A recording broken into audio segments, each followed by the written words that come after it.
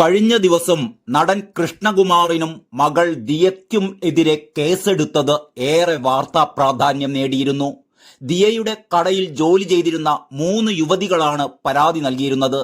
തട്ടിക്കൊണ്ടുപോയി ഭീഷണിപ്പെടുത്തി എന്നായിരുന്നു ഇവരുടെ പരാതി.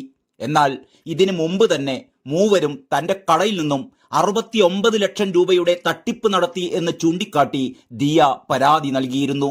സംഭവം വലിയ ചർച്ചയായതിന് പിന്നാലെ യുവതികളുമായി സംസാരിക്കുന്ന കൃഷ്ണകുമാറിന്റെയും കുടുംബത്തിന്റെയും വീഡിയോ അവർ തന്നെ പുറത്തുവിടുകയുണ്ടായി.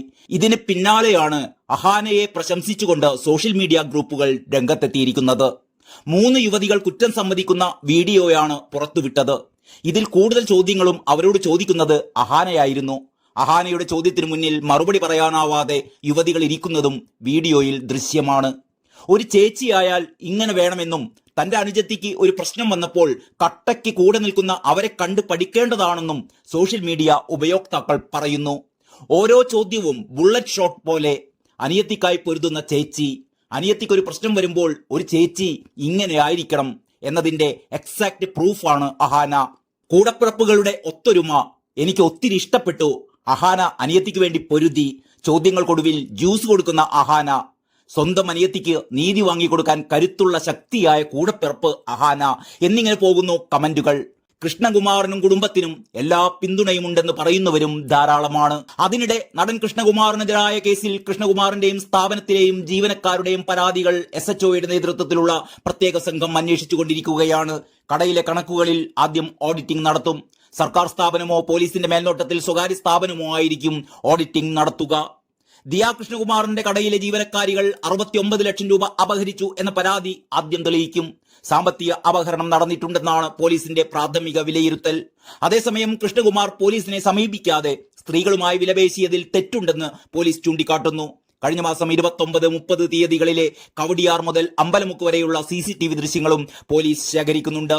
മകളുടെ കടയിലെ ജീവനക്കാർ പണം എടുത്തതായി സമ്മതിക്കുന്ന ദൃശ്യങ്ങളാണ് ഇപ്പോൾ കൃഷ്ണകുമാറിന്റെ കുടുംബം പുറത്തുവിട്ടിട്ടുള്ളത്.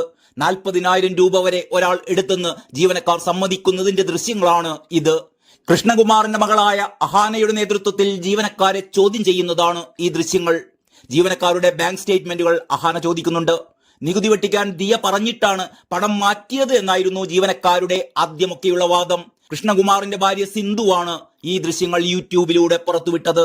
നേരത്തെ സ്ഥാപനത്തിലെ ജീവനക്കാരായ 3 പേർക്കെതിരായ സാമ്പത്തിക തട്ടിപ്പ് പരാതിയിൽ തട്ടിപ്പിനിരയായവരുടെ പിന്തുണ തേടി സ്ഥാപനോടമയും നടൻ കൃഷ്ണകുമാറിന്റെ മകളുമായ ദിയ കൃഷ്ണ രംഗത്തു വന്നിരുന്നു.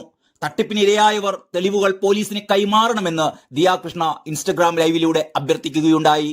തട്ടിപ്പിനിരയായവർ തിരുവനന്തപുരം മ്യൂസിയം പോലീസിൽ കേസ് നൽകണമെന്നും ഇവർ ലൈവിൽ പറയുകയുണ്ടായി.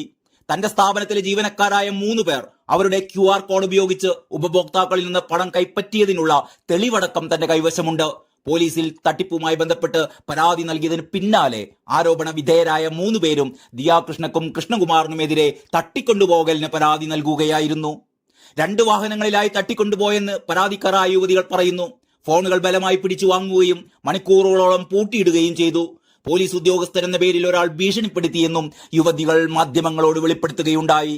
ദിയ അക്കൗണ്ടിലേക്ക് പണം മാറ്റിച്ചത് നികുതി പ്രശ്നം മൂലമാണെന്നും ഈ യുവതികൾ പറയുന്നു. ജാതീയമായി കൃഷ്ണകുമാറിന്റെ മക്കൾ തങ്ങളെ അധിക്ഷേപിക്കാറുണ്ടെന്നും ഇവർ ആരോപിക്കുന്നു.